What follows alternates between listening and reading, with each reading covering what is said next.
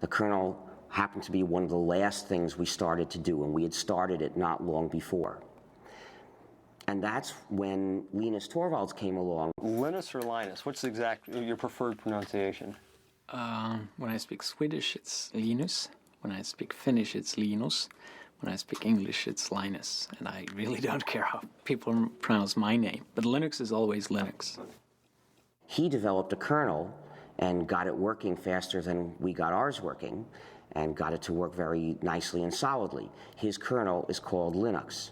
The initial goal was my very personal goal, to be able to run a similar environment on my computer that I had grown used to at the university computers. And I could not find anything that suited me for that, right? So having been doing computers for all my life, basically, at that point I just decided that I'll do my own. Most of the inspiration early on came from Sun OS, which was what I was using at the university at the time. Which university? University of Helsinki in Finland.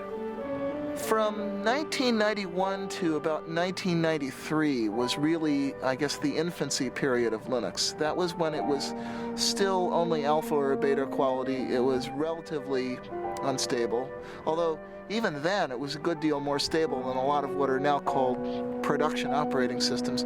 Linus used the traditional tried and true method of writing one program that does the job, and he got it to work quickly, in fact, faster than I would have thought was possible.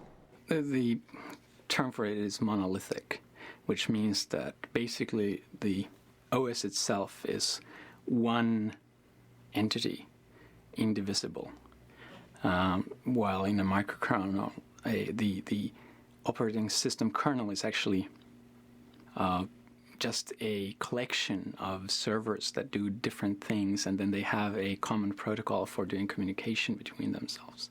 So why is it that if the GNU project had so much lead time, so to speak, doing this, why is it that he was able to kind of come in at the tail end, well, so to speak? We actually started the GNU herd not long before he started Linux.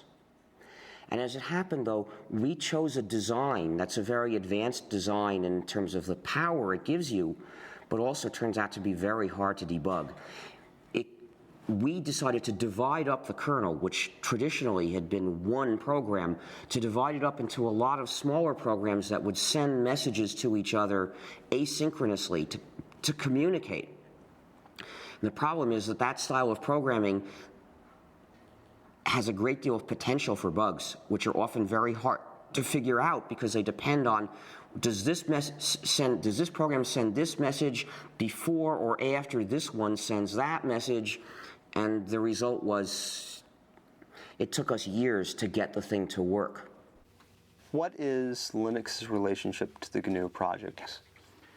Well, there's relationships to GNU on kind of multiple levels. One is just a philosophical level of thinking that making your source open is a good idea. When Linus developed the kernel, he wasn't doing it for the GNU project, he did it independently. And he released it independently, and we didn't know about it, but some of the people who did know about it decided to look for what else they could find to put together with that kernel to make a whole system. And they looked around, and lo and behold, everything they needed was already available. What good fortune, they thought, but actually there was no chance about it. They had found all the pieces of the GNU system, which was missing just the kernel.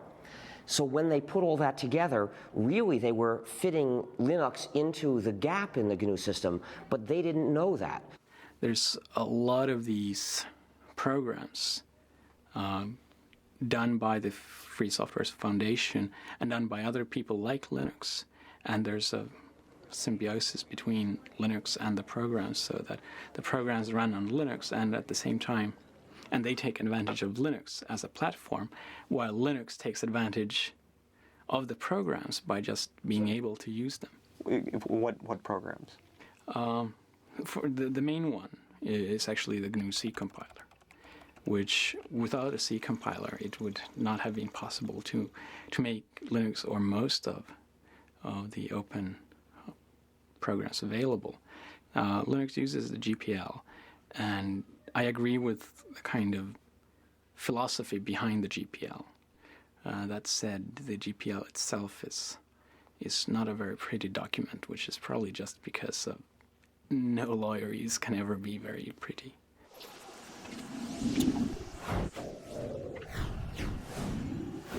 Well, I'd been playing around